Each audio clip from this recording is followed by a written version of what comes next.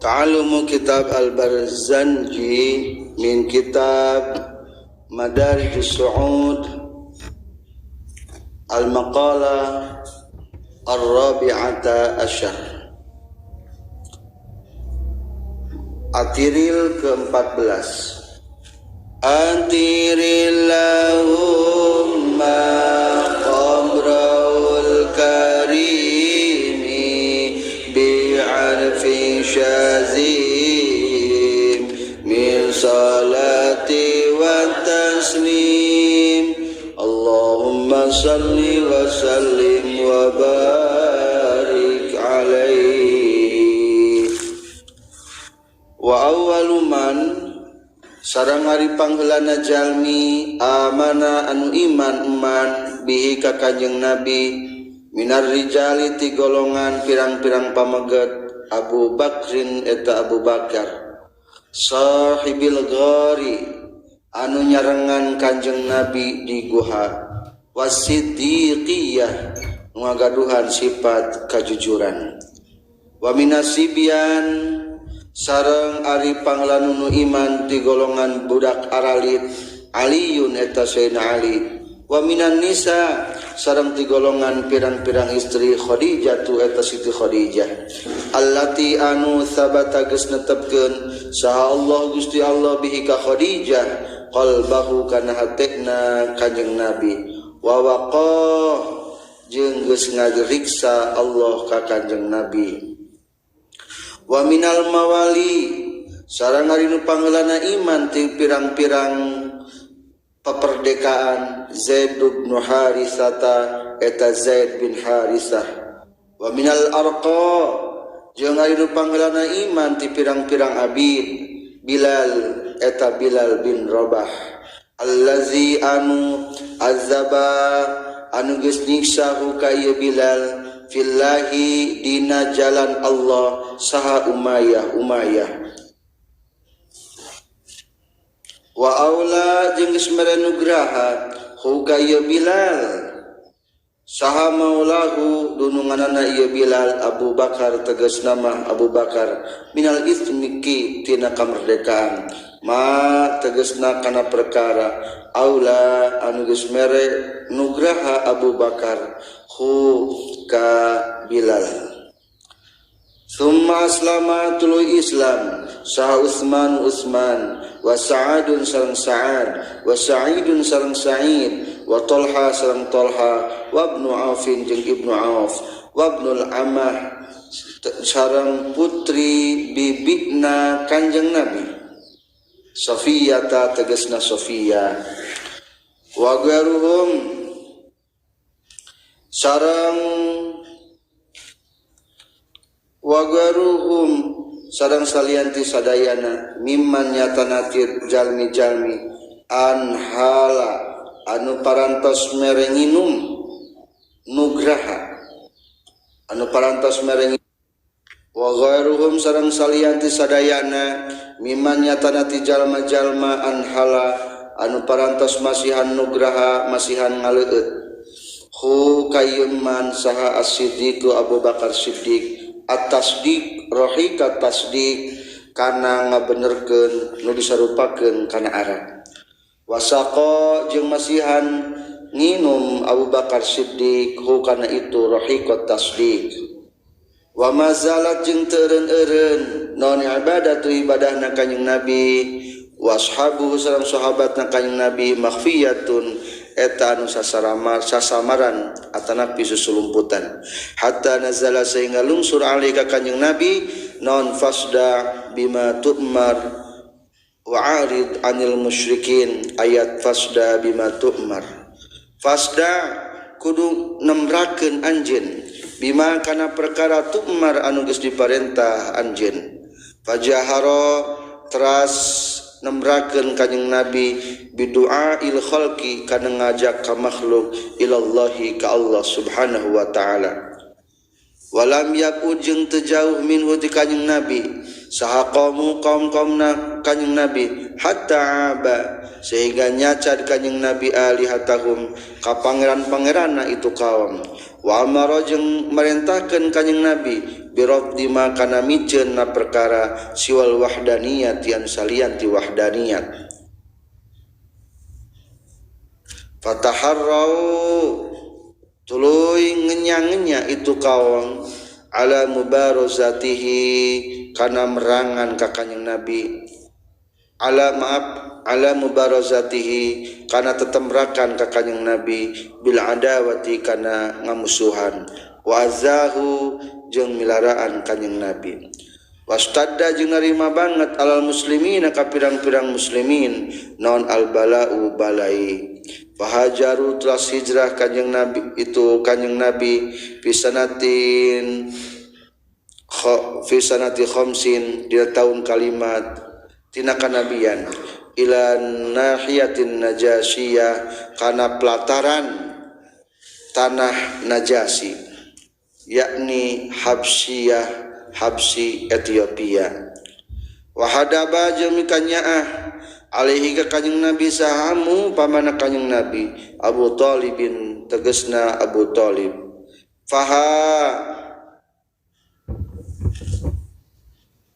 Faha ingat bihi kai Abu Thalib kullun ari saban-saban sahiji minal qaumi ti kaum-kaum wanaha jeung ngepung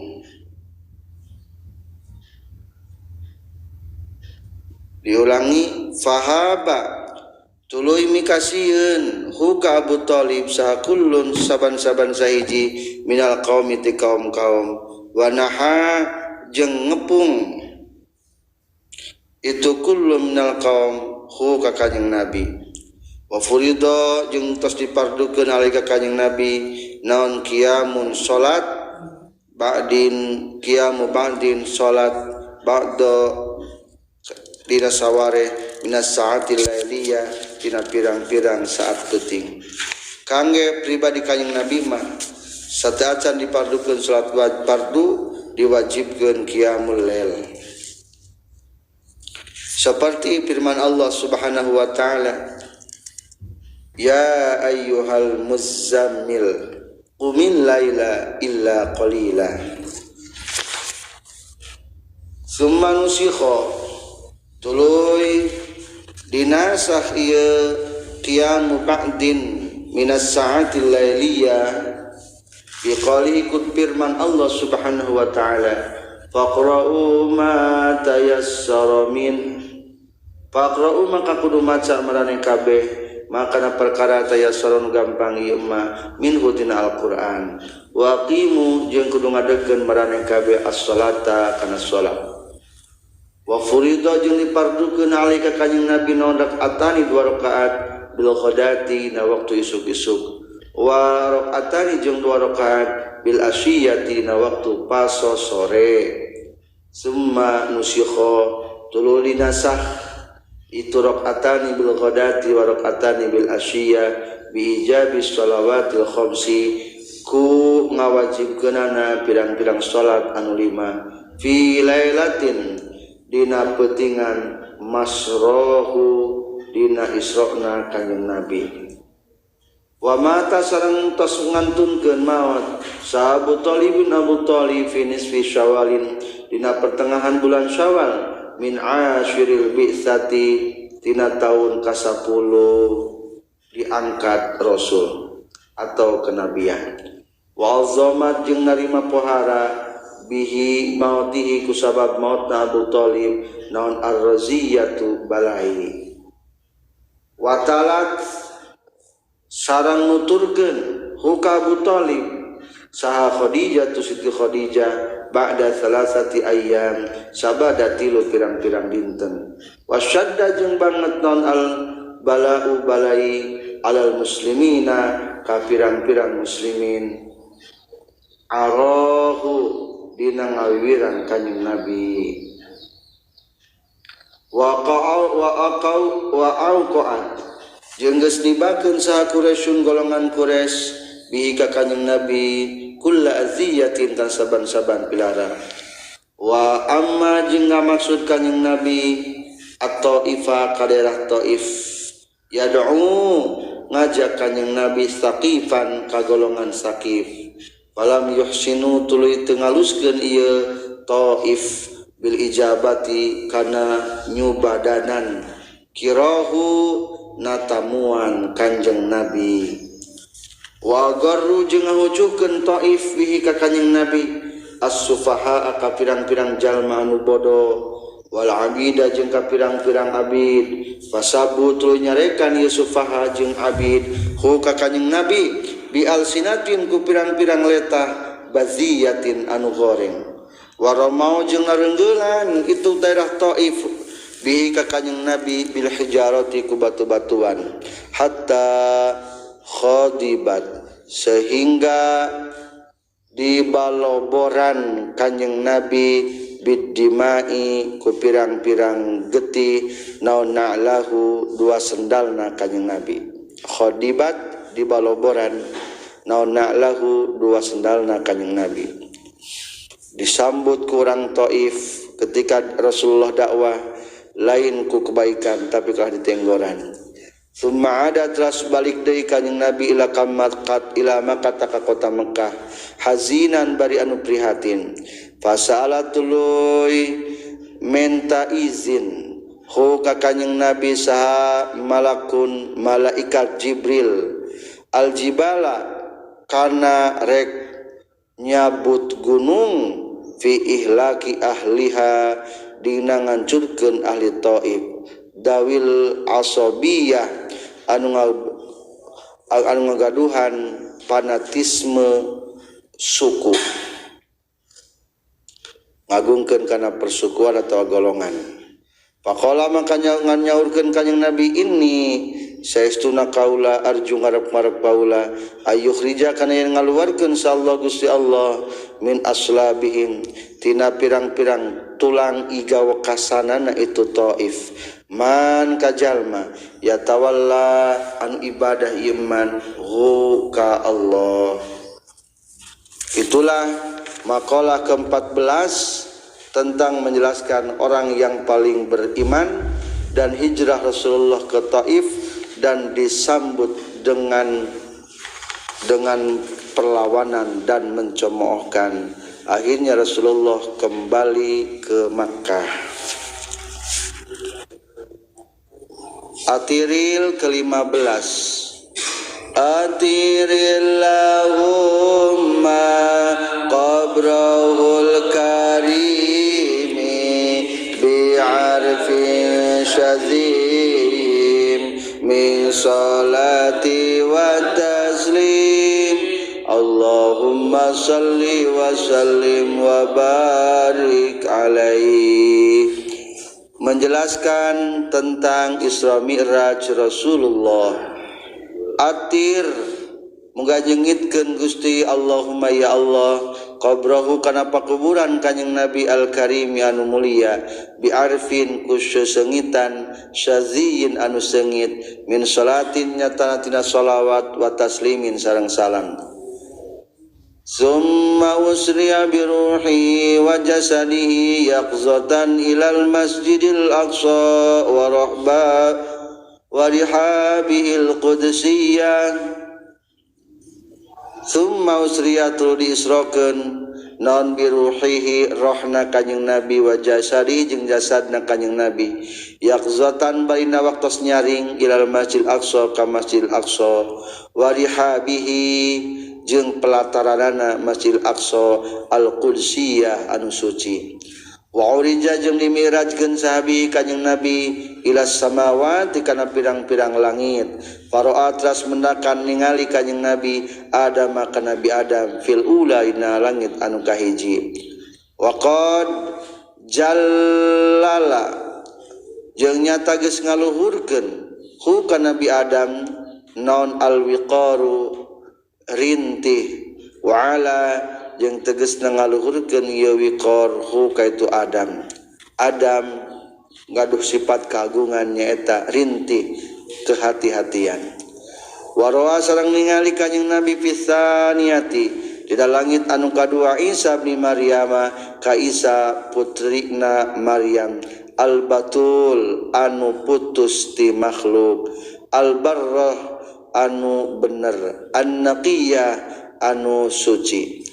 wabna kholatihi jeung ningali ka putra bibina Nabi Isa Yahya tegasna Nabi Yahya allazi anu utian geus dipasihan ieu Nabi Yahya al hikmah kana hikmah fi hali sabahu dina waktos alitna Yahya wa ra'a jeung ningali kanjing Nabi fi salisati di langit katilu Yusufa ka Nabi Yusuf di suratihi ku bentukna Nabi Yusuf al jamaliyati anu ginding wa fir rabiati jeung ningali kanjing Nabi di langit kaopat Idrisa ka Nabi Idris allazi anu rafa'a anu geus ngangkatkeun sallallahu Gusti Allah makanahu kan derajatna Nabi Idris wa a'la jeung tegasna ngaluhurkeun Allahu ka Nabi Idris wa fil khamisati jeung di langit anu kalima tos ningali kanjing Nabi Harun ka Nabi Harun al mujib al muhabbaba nu dipika cinta fil ummatil israiliyati di umat Bani Israel wa fi sadisati jeung di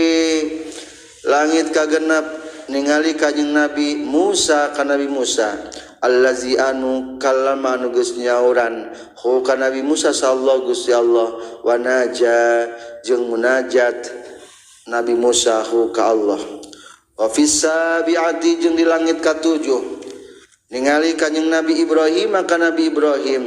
allazi anu jaa geus datang Nabi Ibrahim rabbahu ka pangeranna Nabi Ibrahim bisalamatil qalbi kalawan salametna hate wa taubah jeung tegasna hate wa hafiza jeung geus ngajaga Allahu ka Ibrahim minari Namrud tina seuneukna raja Namrud wa afa jeung tegasna ngariksa Allah hu ka Nabi Ibrahim summa ila sidratil muntaha teras naik kanjing Nabi ka sidratul muntaha ila an sami'a nepi ka yen nguping kanjing Nabi syarifal aqlami kana geretan ngageretna pirang-pirang kolam loh mahfuz bil umuri kana pirang-pirang perkara al maqdiyati anu ditakdirkeun ila maqamil mukafahati kana maqam mukafahah hartosna maqam terbuka tutup mukafahah allazi terbuka tutup allazi anu qarban geus ngadeukeutkeun wa kanjing Nabi saha Allah Gusti Allah fihi da maqam mukafahah wa adna jeung tegasna ngadeukeutkeun Allah wa kanjing Nabi wa amata jeung geus miceun Allah lahu pikeun kanjing Nabi hijabal anwar kana pirang-pirang panghalang cahaya al jalaliyati anu agung waro jeung mere ningali Allah hu ka kanjing Nabi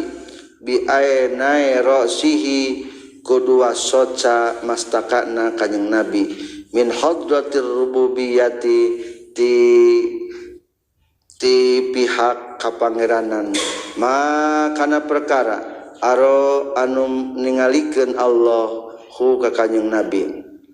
wa basato jeung ngabeberkeun Allah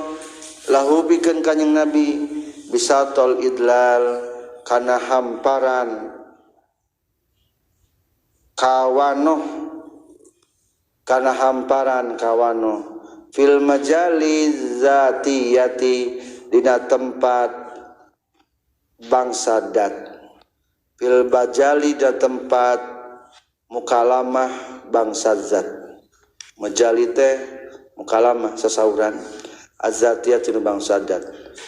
wa farada jeung mardukeun Allah alika kanjing Nabi wa ala ummati jeung ka umatna kanjing Nabi khamsina kana 50 naunana salatan salatna summan halla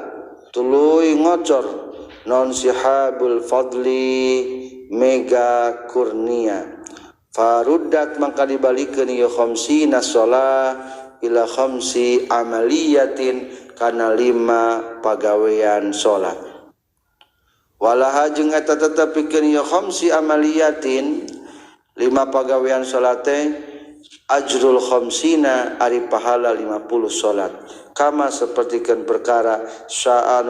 ngersakeun Allahu kana ieu ma fil azali di azalina wa qada jeung geus mastikeun Allah hu kana ieu ma dina waktos ajalina. Summa ada teras wihid balik deui kanjing Nabi fi lailatina peutingan Isra wa sadaqa jeung geus ngabenerkeun hu kanjing Nabi sa Siddiq wa Abu Bakar Siddiq bimasrahu kana Isra'na kanjing Nabi wa kullu zi aqlin jeung sakur nu ngabogaan akal warawiyah jeung boga pikiran wa kadzabat jeung geus ngabohongkeun hu kanjing Nabi sa Quraisyun golongan Quraisy wartadda jeung geus murtad sahaman jalma Abdullah anu geus nyasarkeun hu ka ieu man saha setan wa aghwa tegasna nyasarkeun setan hu ka ieu man. Jadi di atiril ke-15 ieu Allah menjelaskan tentang musannif menjelaskan tentang Isra Mi'rajna Rasulullah sallallahu alaihi wasallam. Di langit 1 sampai 7 bertemu dengan para nabi. Ieu teh menggambarkan bahwa di setiap tahunna sampai tahun ke-7 ada titik kesamaan sejarah jeung nabi-nabi nu patepang. Seperti halna Nabi Adam asalna di surga, Nabi Adam dihijrahkeun ke alam dunia. Begitu juga setelah kejadian Isra Mi'raj di tahun pertama Rasulullah asalna ti kota Mekah dihijrahkeun ka Madinah. Contoh deui di langit kadua Nabi kanjeng Nabi dipertemukan sareng Nabi Isa alaihi salam. Kitu deui Rasulullah di tahun kedua dina waktu perang Badar.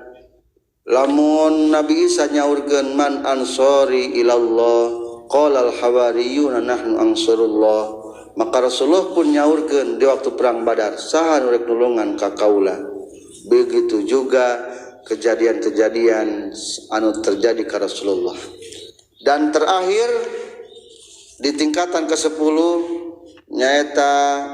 maqam mukafahah atau disebatna sepali para guru menjebatna teh nyaeta alam lahud Rasulullah ningali Allah, berarti menjelaskan di 10 tahun anu akhir tina hijrahna Rasulullah maka Rasulullah rek bertemu dengan Allah dalam dina hartos Rasulullah sallallahu alaihi wasallam wafat. Saterasna atiril ke-16 antirillahumma qabrahul karimi bi'arfin syazim min salati wa taslim Allahumma salli wa sallim wa barik alaihi summa arada tuluy ngasongkeun kanjing Nabi nafsahu kana salirana kanjing Nabi alal qabaili ka pirang-pirang qabilah. Rasulullah memperkenalkan ke setiap qabilah bi annahu kana saestuna kanjing Nabi Rasulullah eta utusan Allah ilal fil ayyamil musimiyah dina pirang-pirang poean kumpulan jalma. Fil ayyam dina pirang-pirang poean al musimiyah musim kumpulna jalma. Fa amana tuluy iman bi ka kanjing Nabi saha sitatun genep jalmi minal ansor itu golongan ansor. Ikhtaso anu geus ngaistimewakeun hum kasitatan minal ansor saha Allah Gusti Allah biridho kalawan ridona Allah. Wa hajja jeung geus munggah haji minhum di ansor fil qabili di tahun anu harupna saisna asyara 12 naonana rajulan lalakina wa bay'u jeung baiat isna asyara rajulan hu ka kanjing Nabi baiatan kana baiat hakiyatan anu bener summang sarafu tuluy marulih itu isna asyara rajulan wa zuhara jeung dohirna al-islamu agama Islam bil Madinati di Madinah fakanat maka kabuktian itu Madinah maqalatun eta tempat maqaluhu eta tempat nyalindung kanjing Nabi wa ma'wahu jeung tempat calikna kanjing Nabi wa qadama jeung sumping ali ke kanjing Nabi fil amis salisi dina taun anu katilu maksud hari-hari musim teh nyata musim ibadah haji di tahun ketiga aya deui nu sumping ka Mekkah saha sab'una 70 khamsatun atawa 5 wasalasatun atawa jeung 3 wamro'atani jeung 2 istri minal qabailil ausiyah ti pirang-pirang qabilah Aus wal khazrajiyah jeung tikbirang jeung qabilah Khazraj fabaya'u tuluy bai'at ieu sab'una cek saparima 70 cek sapaidei 75 cek sapaidei 73 cek sapaidei jeung 2 istri akhirna bareat itu sab'una huwa kanjing Nabi wa amara jeung merintahkeun kanjing Nabi alaihim ka itu sab'una isnai asyara ka 12 naonana naqiban pimpinanana jaha isna asyara naqiban pimpinan jahajahu wa amara jeung marintahkeun kanjing Nabi alaihim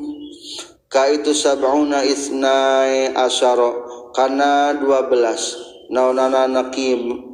naqiban pimpinannana jahatan kan tegasna kana gustina sarahu tegasna mah pirang-pirang kepalana fahajara telah hijrah kanjing Nabi ilaihim ka itu ansor min Makkah ti Makkah zul millatil islamiyah zil anu ngabogaan agama Islam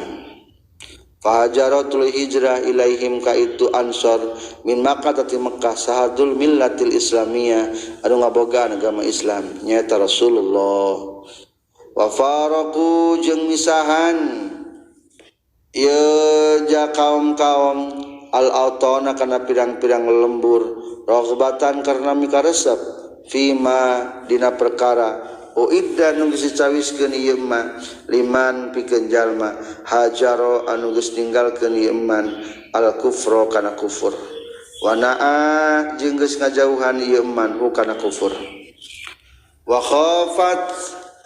jeung mikasieun saha Quraisyun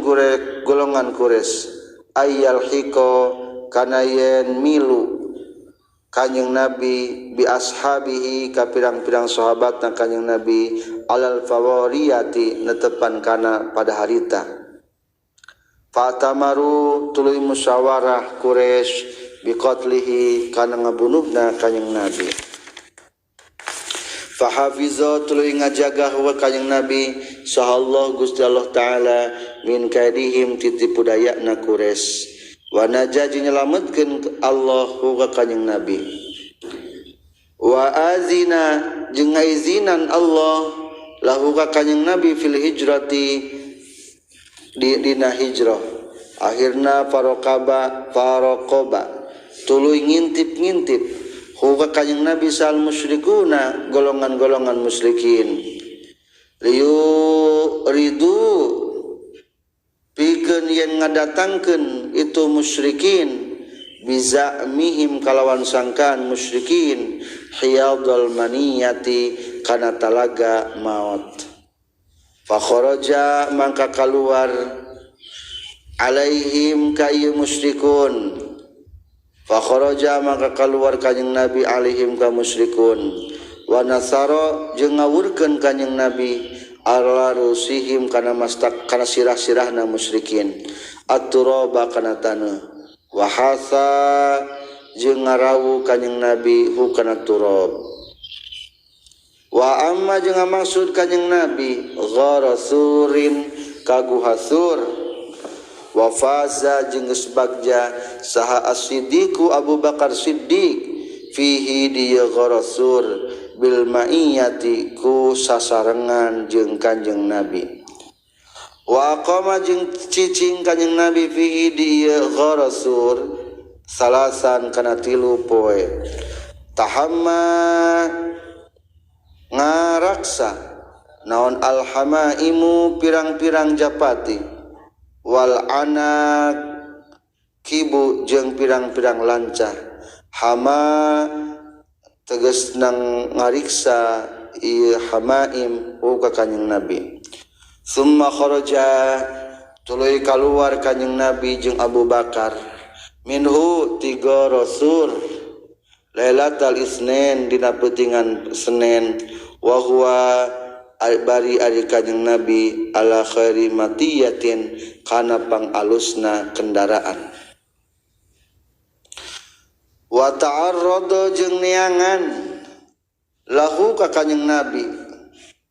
saha suraqatu suraqah pabtahala tuluy DP kanjing Nabi fihi ka suraqah ilallahi disanggakeun ka Allah wa da'a jeung ngadua kanjing Nabi hu ka Allah fasakhat tuluy amlas non qawaimu pirang-pirang suku kuda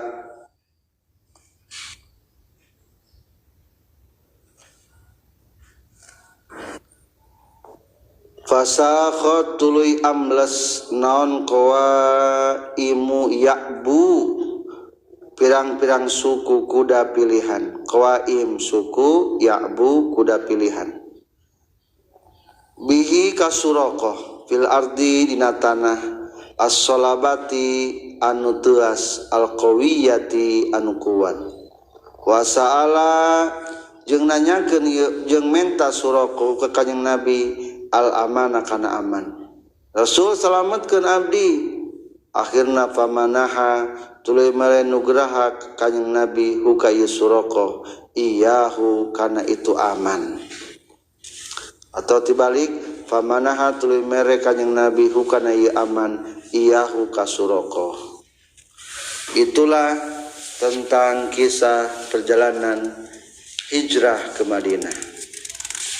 Selanjutnya Atiril ke-16. Atirillahumma qabrahul karimi bi'arfin syazim min salati wa taslim Allahumma salli wa sallim wa barik alaihi. Atiril ke-17. Wa maro jeung ngalangkung saha sallallahu alaihi wasallam kanjeng Nabi Muhammad sallallahu alaihi wasallam bi Qadidin ka kampung Qadid ala ummi Ba'bad al-Khuzaiyah ka ummu Ma'bad al-Khuzai. Wa arada jeung maksud kanjeng Nabi ibti'a lahmin kana rek meuli daging aw labanin atawa susu minha ti ummi Ma'bad. Falam yakun mangka henteu kabuktian non khabauha imahna ummi Ma'bad lisaiin pikeun hiji perkara min zalika tina itu lahmin aw labanin fadahwa maka ngurung ieu khiba hu kana ieu syekh panazara telah ningali kanjing Nabi ila syatin kana hiji domba fil bait di imah khalfaha di satu kangenana itu ummi khalfaha din khalf dina khalafa geus khalafa anu ninggalkeun hakana yesat non aljuhdu payah anir ra'iyati tina diangon. Fastazana tuluy minta izin kanjing Nabi haka Ummu Ma'bad fi halbiha dina meresna ieu syat. Fazana tuluy masihan izin ieu Ummi Ma'bad wa qalat jeung nyaurkeun Ummu Ma'bad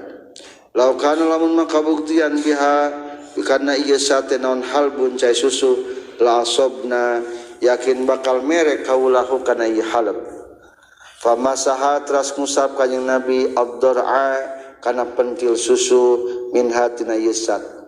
Wada'a jeung ngadoakeun kanjing Nabi Allah kagus Allah maulahu tegasna pangeran kanjing Nabi wa waliyahu jeung ngurus ka kanjing Nabi. Padarat tuluy lintuh yesat fahaliba tuluy meres kanjing Nabi wasaqa jeung masihan nginum kanjing Nabi kullan kasaban-saban sahiji minal qaumi ti kaum-kaum wa arwa jeung nyegerkeun kanjing Nabi huka itu kula minal qaum. Summa halaba tuluy meres deui kanjing Nabi wa malaa jeung minuhan kanjing Nabi al inaa kana wadah wa ghadaro jeung nyesakeun kanjing Nabi hu kana laban ladaiha disandingeunana Ummi Ma'bad ayatan karena supaya jadi ayat jaliyatan anu pertela atau jelas. Faja'atu datang sahabu Ma'bad Abu Ma'bad wara'a jeung ningali Abu Ma'bad al-bana kana cai susu fazahaba tuluy berjalan bihi ka Abu Ma'bad non al-ujbu kagum ila aqsahu kana puncakna itu ujbu puncakna kagum. Wa qala jeung nyaurkeun ieu Abu Ma'bad atalaki hadza wala haluba bil bait anna timana laka eta tepikeun anjeun hadza ari ieu laban wala haluba jeung taya persen eta tetep bil bait di imah tabidu anu ngeclakeun itu halub biqadrati labaniyati kana kecelakaan cai susu. Faqala teras nyaurkeun ieu Ummu Ma'bad marra geus ngalangkung bina ka urang sadayana saharajulun lalaki mubarakun diberkahan kaza wa kaza kieu jeung kieu faqat wa kaza eta kieu jeung kieu jasmanuhu ari salirana itu si rajul wa manahu jeung sipatanana ieu rajul. Faqala mangka nyaurkeun ieu Abu Ma'bad haza ari rajul wallahi demi Allah sahibu Quraisyin eta ahli Quraisy wa uqsimu jeung sumpah kaula bikullin aliyah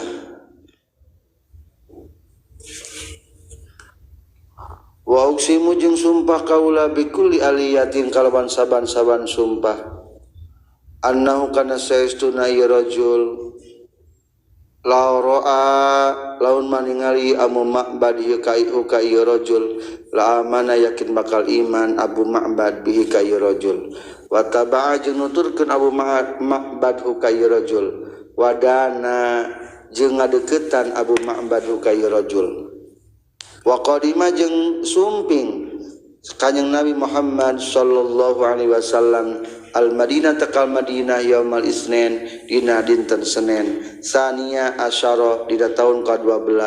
Rabiul Awal wa asyraqat jeung narima bersinar bihi kusabab kanjing Nabi naon arja'uha pajajahan Madinah az-zakiyatu anu bersih talaqo mapag ka kanjing Nabi sahal al-ansaru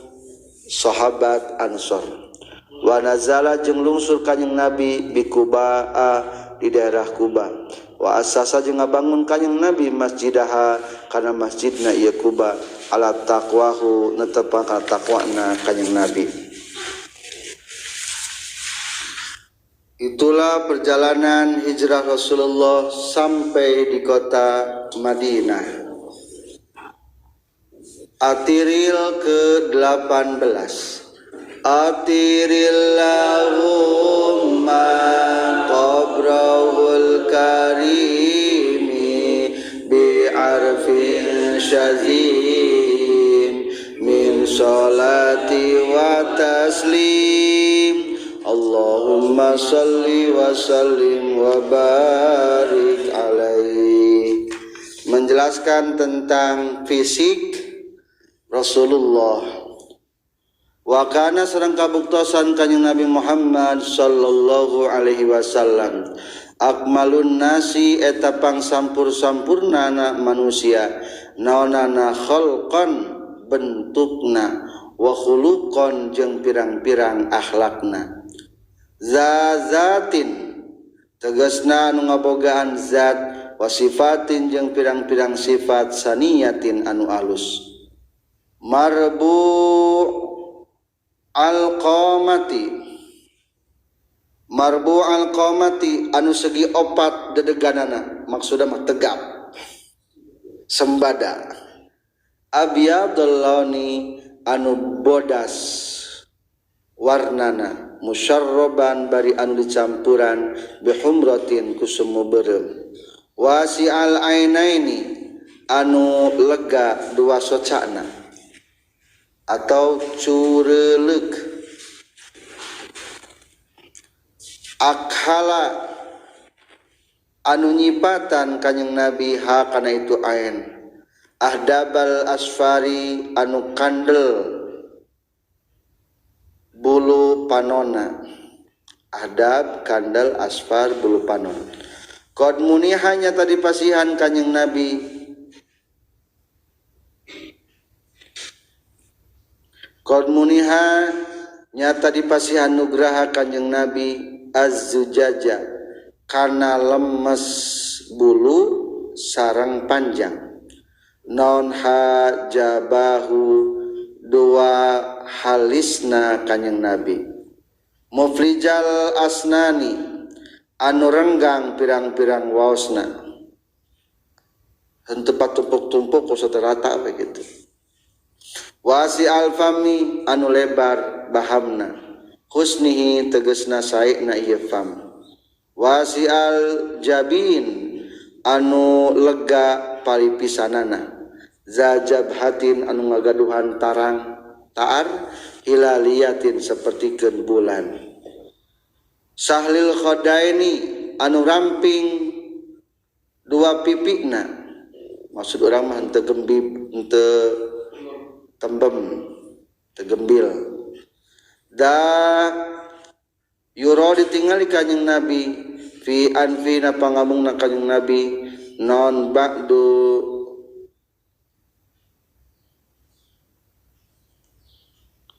yuro ditingali fi anfina pangambung kanjeng Nabi non ba'du ihdidabin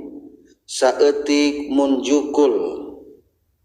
hasanul irnin anu alus cukang pangambungna, akna tegesna anu bangir, baiduma anu jauh perkara, bainal man kibaini antara dua walikatna, berarti lebar. Bastol kafaini anu lebar dua dampal pananganana. Dokhmul karodis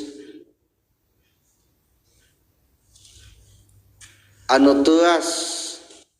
tulang ugel-ugelanana. Qalilul lahmil aqbi anu saeutik tulang keuningna. Kasil lihyati anu kandel jenggotna. Azimar ra'si anu gede ageung mastakana. Syaruhu ay rambutna kanjeng Nabi ila syahmatil uzunain kana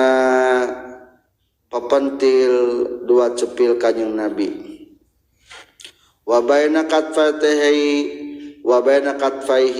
jeung eta tetep antara dua walikatna kanjeng Nabi khatamun nubuwati ari cap kanabian. Qad amma anu nyata geus ngawalatraan hukana khatamun nubuwah naon an-nuru cahaya. Wa ala jeung tegasna ngaluhureun khatamun nubuwah hukana ieu nur. Wa arraquhu jeung ari kesangna kanjing Nabi kallu'lu'i eta sapertikeun mutiara tinggurilang kanjing Nabi geus nuju kesangan teh. Wa araquhu jeung ari wa urfuhu jeung ari seungitna ieu araq seungitna kesang atiabu eta leuwih seungit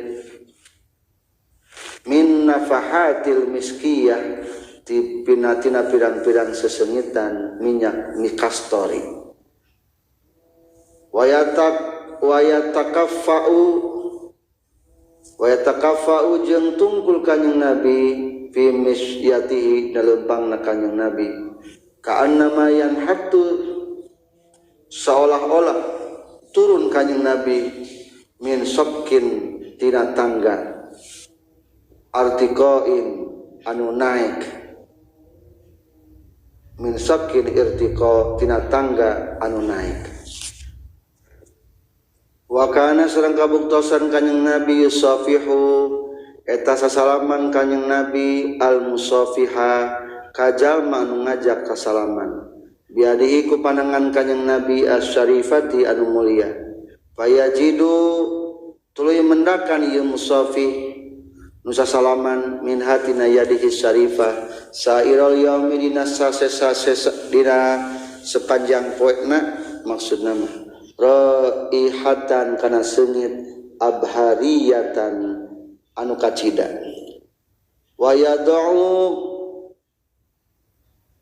jeung nyimpen kanjing Nabi hakana ieu yadihi syarifah ala ra'si sabi kana mastaka budak leutik fayurafu maka dikanyahokeun non masuhu tilas nyabakna kanjing Nabi lahu ka ieu sabi mimbaina sabiyati mimbaini sabiyah ti antara budak awewe wa yudro jeung dikanyahokeun itu sabi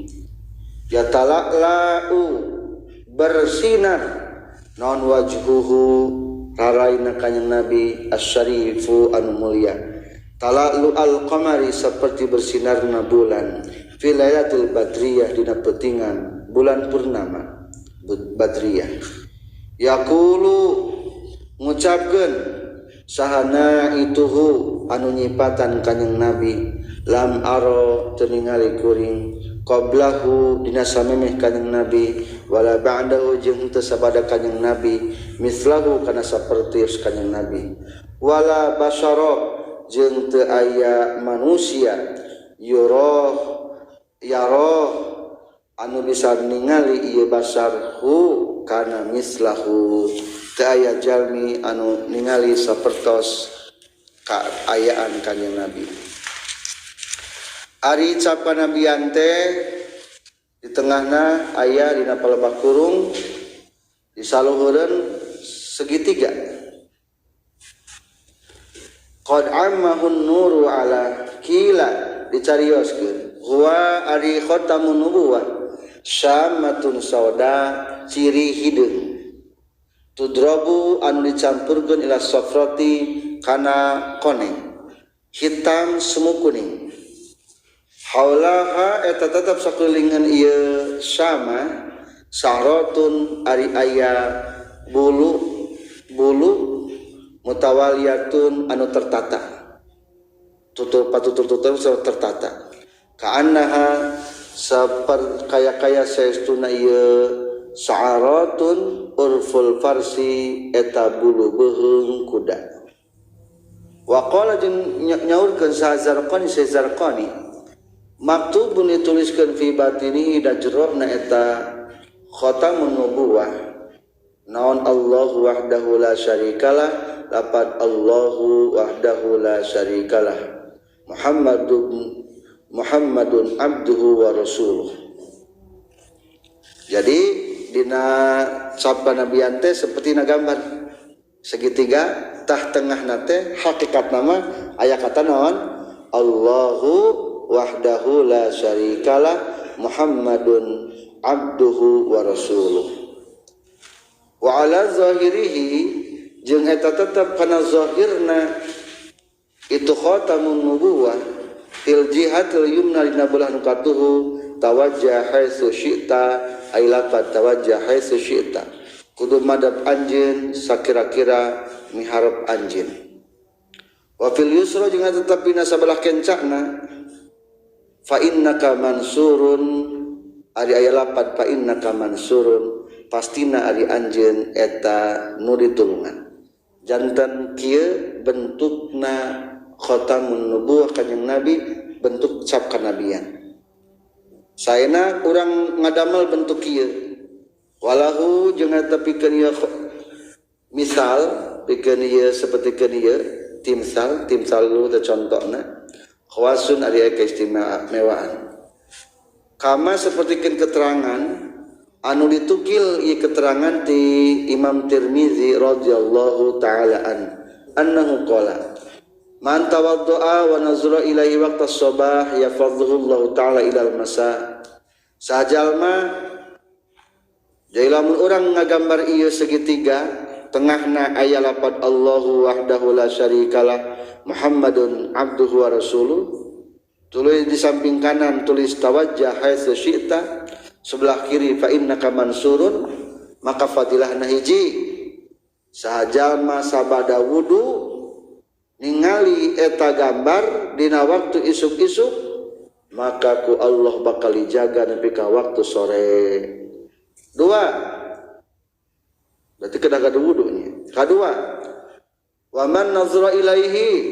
sajalma nu ningali kana ieu gambar dina waktu maghrib maka Allah bakal ngariksa nepi ka waktu subuh. Tapi tadi atapna kudu geus gaduh wudu. Tilu wa man nazara ilaihi fi awali syahri yahfazuhu Allah taala ila akhir syahri. Lamun ningali eta gambar sabak dina awal bulan maka Allah bakal ngajaga sampai akhir bulan. Opat wa man nazara ilaihi fi awali sanah yahfazuhu Allah taala ila akhir sanah. Lamun ningalina mimiti tahun awal tahun maka bakal ngajaga dugi ka akhir tahun ngajagana minal bala'i tina balai wal afati jeung pirang-pirang panca bahaya. 5 wa man nazara ilaihi waqtas safari yasiru zalika safaru mubarakan ali. Lamun ningalina keur waktu bepergian perjalanan maka perjalanan bakal barokah. Genep wa man mata fi tilka sanah yahtimullahu lahu bil iman. Lamun maut dina eta taun maka Allah bakal nungtungan pikeun eta jalma ku keimanan. Wa arjullaha ta'ala jeung ngarep-ngarep kaula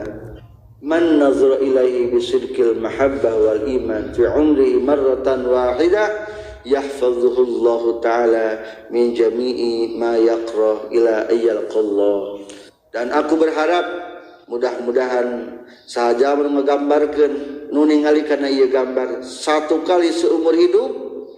maka dijaga dari sesuatu matak ngecewakeun nepi kata jalma bertemu jeung Allah tegasna maot eta bentukna khatamun nubuwah. Atiril ke-19 Antirillahumma qabrahul karimi bi'arfin syazim min salati wa taslim Allahumma salli wa sallim wa barik alaihi. Menjelaskan tentang sifat akhlak Rasulullah.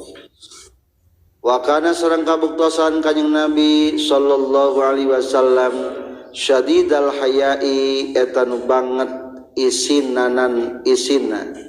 wa tawaddu'i jeung banget tawadhu'na yahdabu sok nalian kanjing Nabi na'lahu maksudna makana sendak yahdabu ngesol kanjing Nabi na'lahu kana sendalna kanjing Nabi wa yarqa'u jeung nambalan kanjing Nabi saubahu kana acukna kanjing Nabi wa yahlibu jeung meres kanjing Nabi syatahu ka dombana kanjing Nabi wa yasiru jeung angkat kanjing Nabi fi khidmati ahlihi dina ngaladen keluargana kanjing Nabi bisiratin kalawan angkat sariyatin anu gegancangan wa yuhibbu jeung kacinta kanjing Nabi al fuqara ka pirang-pirang jalma fakir wal masakina jeung pirang-pirang jalma miskin wa yajlisu jeung cali kanjing Nabi ma'hum satana fuqara wal masakin wa ya'udu jeung ngalayad kanjing Nabi mardhahum ka pirang-pirang gering ti fuqara wal masakin wa yusayyi'u jeung ngajajabkeun kanjing Nabi janaizahum ka pirang-pirang jenazah atana pinu mautna ti fuqara wal masakin wala yahkiru jeung teu ngahinakeun kanjing Nabi faqiran ka jalma anu fakir wala yahkiru jeung teu ngahinakeun kanjing Nabi faqiran ka jalma anu fakir adqaa anu ngarasa hina ieu fakir hu kana ieu adqaa anu ngarasa hina hu kana hu kasih fakir non al faqru kapakiran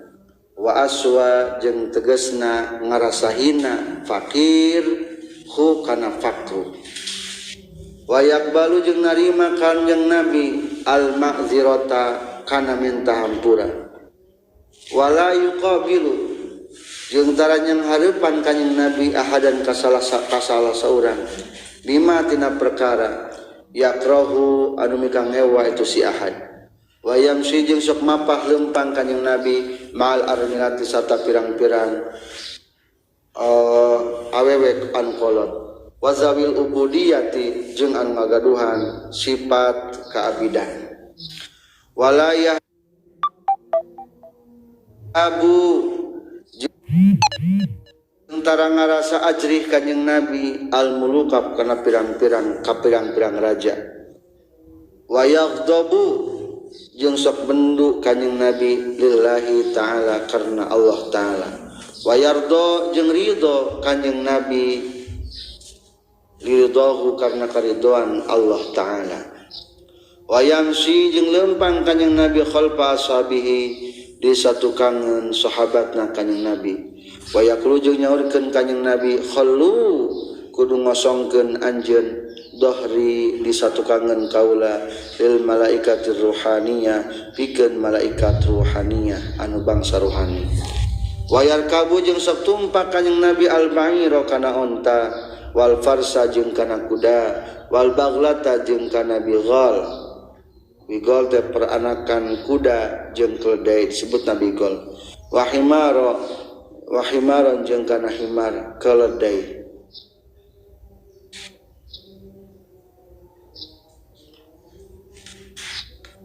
ba'dul muluki anu ari saware pirang-pirang raja ilaihi kana ieu himar